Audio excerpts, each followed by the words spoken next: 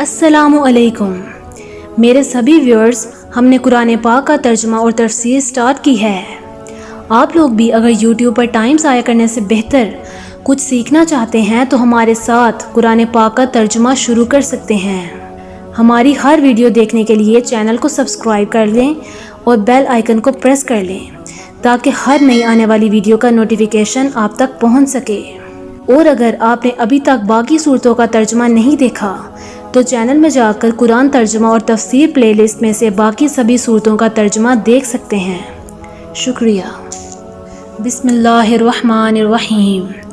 शुरू करती हूँ अल्लाह के नाम से जो बड़ा मेहरबान और नहायत रहम करने वाला है।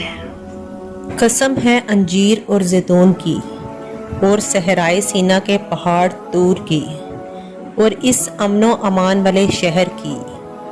अंजीर और जैतून फ़लस्तीन और शाम में ज़्यादा पैदा होते हैं, इसीलिए इनसे फ़लस्तीन के इलाके की तरफ इशारा है जहां हज़रत ईसा अलैहिस्सलाम को पैगंबर बनाकर भेजा गया था और इन्हें इंजील अता फरमाई गई थी।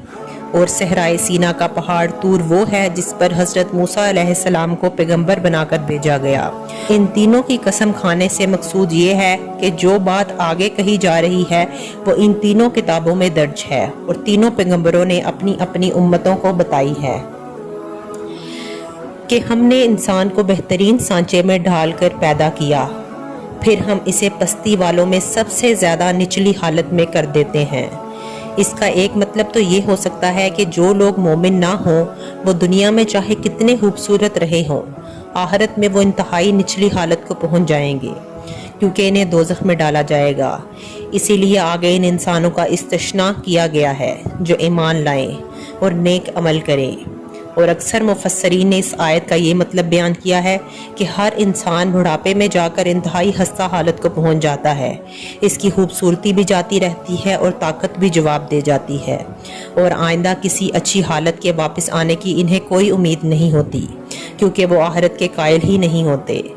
अलबत्ता नेक मुसलमान चाहे इस बुढ़ापे की बुरी हालत को पहुंच जाएं, लेकिन इनको ये यकीन होता है कि ये बुरी हालत आर्जी है और आगे दूसरी ज़िंदगी आने वाली है जिसमें इंशाल्लाह इन्हें बेहतरीन नेमतें मुयस्सर आएंगी और ये आर्जी तकलीफ़ें ख़त्म हो जाएंगी।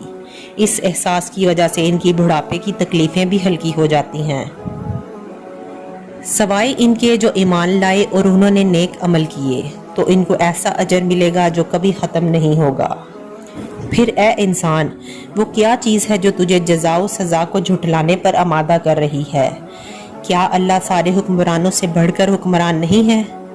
अबू दाऊद और तिर्मिज़ी की एक हदीस से मालूम होता है कि इस आयत के पढ़ने के वक्त ये कहना मुस्तहिब है कि क्यों नहीं, मैं इस बात की गवाही देता हूँ कि अल्लाह ताला सारे हुक्मरानों से बढ़कर हुक्मरान है।